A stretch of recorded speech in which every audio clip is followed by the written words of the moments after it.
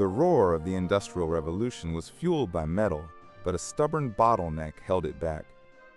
Iron, the workhorse of this new age, was expensive to produce and often flawed. Then, in 1856, a singular vision emerged. Henry Bessemer dared to dream of something better, something stronger, and crucially, something cheaper. His ingenious idea?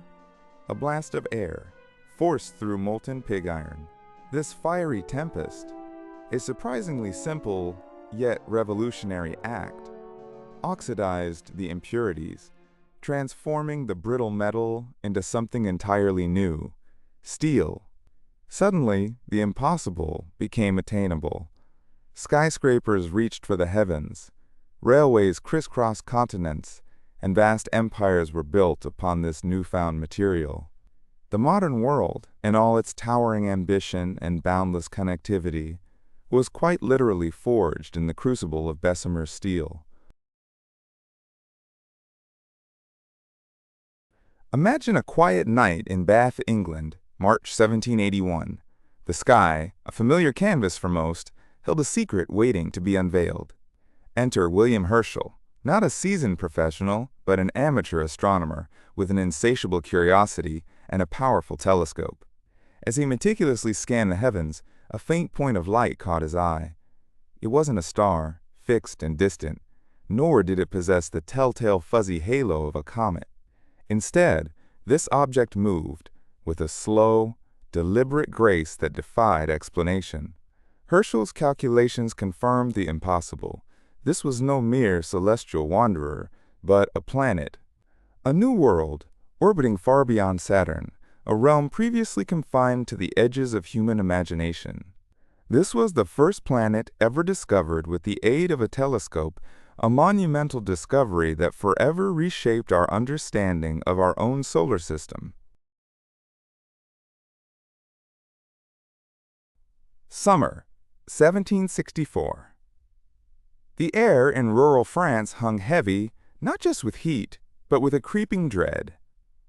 It began with a shepherdess, inexplicably attacked, yet emerging unharmed. Then came another victim, a young girl, savaged by a creature that defied description. Ferocious, unknown, the attacks escalated, a wave of terror washing over the unsuspecting villages. This was no ordinary predator. Official hunts were launched, even a royal decree from King Louis XV himself, mobilizing soldiers and demanding silver bullets, the only hope against this elusive beast. Traps were laid, but the creature, or perhaps creatures, remained elusive. Over 100 souls would fall victim, their bodies brutally mutilated. Whispers turned to panicked cries. Was it one beast, or many? A conspiracy. The killings, as enigmatic as they were deadly, would remain forever unexplained, a chilling testament to the unknown lurking in the shadows.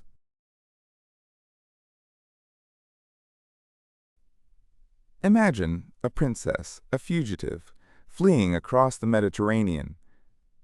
This is Dido, a Tyrian royal, who arrived on the shores of North Africa, not with an army, but with a desperate dream. Seeking a new homeland, a place to forge a new power, she met with the local chieftain.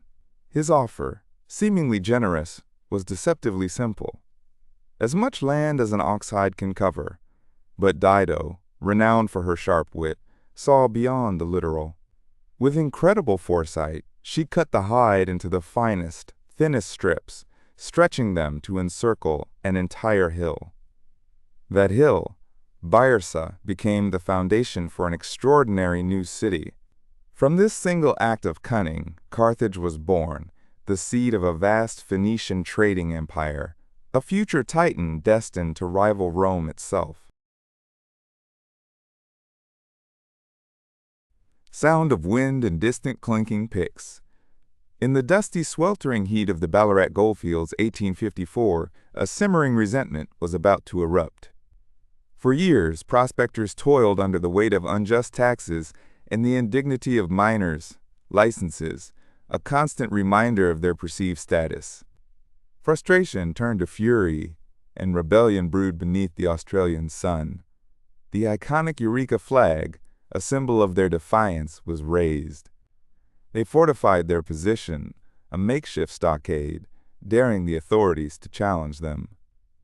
Then, in a brutal dawn raid, government troops descended, a volley of gunfire shattering the early morning quiet. Dozens fell, their lives extinguished in the fight for freedom. But from that bloody field, a seed of democracy was sown, forever changing the course of a nation. Imagine a world lost to time, buried beneath centuries of mud and peat. Then, in 1973, at the remote Roman fort of Vindolanda in Britain, archaeologists unearthed something extraordinary. Not grand statues or glittering treasures, but something far more intimate. Wafer-thin wooden tablets, preserved for nearly 2 millennia in the waterlogged earth. Scrawled in ancient Roman handwriting, these weren't official decrees, but personal messages. Letters home, grocery lists, even a birthday invitation. One startlingly direct plea simply read, "Please send more beer." These were the unfiltered voices of soldiers and their families, living and working on the very edge of the Roman Empire. The Vindolanda Tablets offer us an unprecedented, breathtaking glimpse into the raw, everyday realities of Roman Britain, a human connection across the ages. In 1881, a seismic shift began in the sands of Anglo-Egyptian Sudan.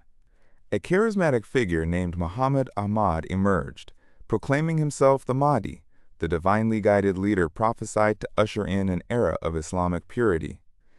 His call for a holy war resonated deeply, igniting a fervent Islamic revival and uniting a people long weary of Ottoman Egyptian rule.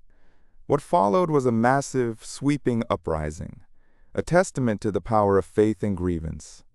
The British, under the doomed command of General Gordon, found themselves facing a formidable foe, culminating in the dramatic siege of Khartoum.